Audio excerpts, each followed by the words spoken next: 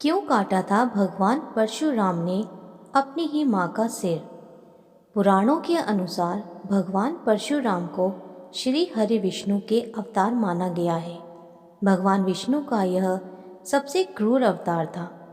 शिवजी जी द्वारा प्राप्त परशु के कारण ही उनका नाम परशुराम पड़ा था। परशुराम महर्षि जमदग्नि और माता रेणुका की संतान थे।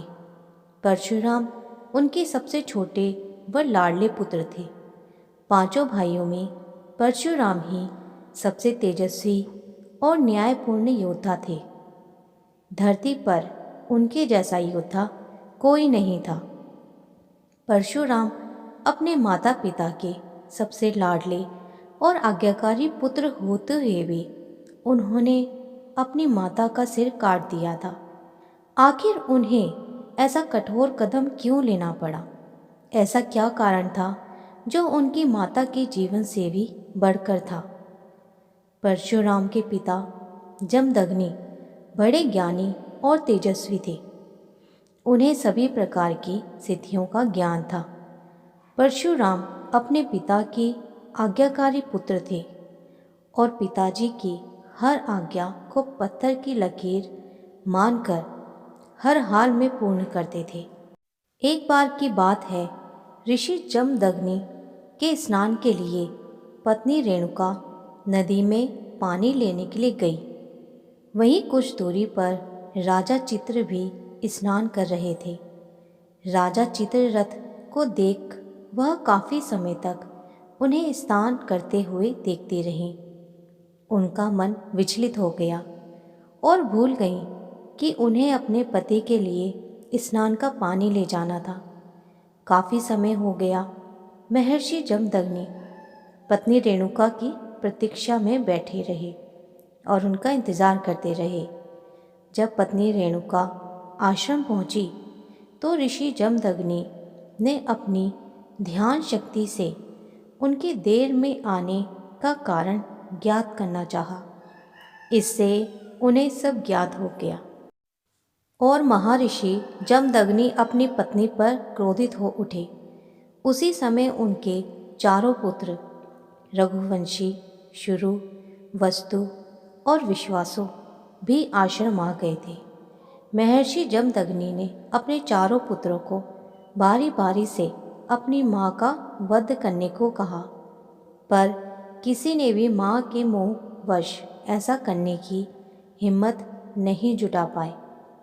किसी ने भी पिता की आज्ञा को नहीं माना और सभी पीछे हट गए, क्योंकि हिंदू धर्म ग्रंथों के अनुसार किसी भी स्त्री की हत्या को बहुत बड़ा पाप माना गया है और यहाँ अपनी ही माँ का वध करने की बात थी। लेकिन पिता आज्ञा का विरोध करना भी एक बहुत बड़ा अपराध है। चारों पुत्र समझ नहीं पा रहे थे क्या करना उचित होगा। जब ऋषि के चारों पुत्रों ने उनकी आज्ञा को नहीं माना तो अपने चारों पुत्रों को चेतना, बुद्धि और विचार नष्ट होने का श्राप दे दिया। वही थोड़ी देर में परशुराम भी आश्रम आ गए। परशुराम को देख महर्षि जमदग्नि ने उन्हें अपनी माँ का और अपने चारों भाइयों का वध करने का आदेश दिया। अपने पिता की आज्ञा पाकर उन्होंने अपनी माता और चारों भाइयों का वध कर डाला।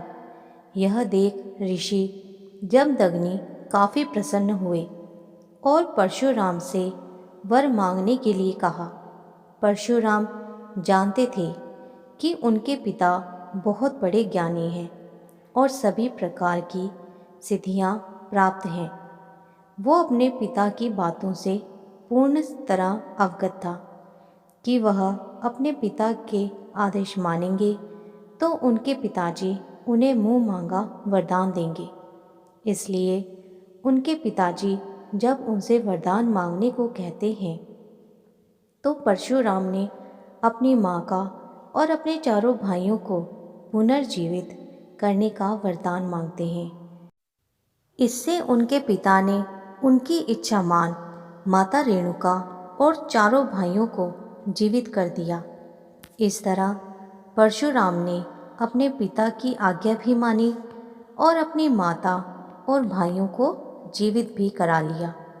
परंतु माता तो पुनः जीवित हो गई, पर उन पर अपनी मां हत्या का पाप चढ़ गया। इस पाप से मुक्ति पाने के लिए परशुराम एक पर्वत पर शिव आराधना करने के लिए चले गए। कई वर्षों की कठोर तपस्या से प्रसन्न शिवजी जी ने उनके समक्ष आ गए और उन्हें मृत्यु कुंडली के जल में स्नान करने का आदेश दिया। तभी वह अपनी माता के पाप से मुक्त हो पाएंगे। परशुराम ने शिवजी जी कहे अनुसार ऐसा ही किया और अपने माता हत्या के पाप से मुक्ति प्राप्त की। यह मृत्यु कुंडली वर्तमान राजस्थान के चित्तौड़ जिले में स्थित है। इस स्थान को मेवाड़ के तीर्थ स्थल भी कहा जाता है। इस स्थान से कुछ दूरी पर एक पहाड़ी पर भगवान शिवजी जी का मंदिर है, जिसे परशुराम ने खुद अपने परसों से काटकर बनाया था।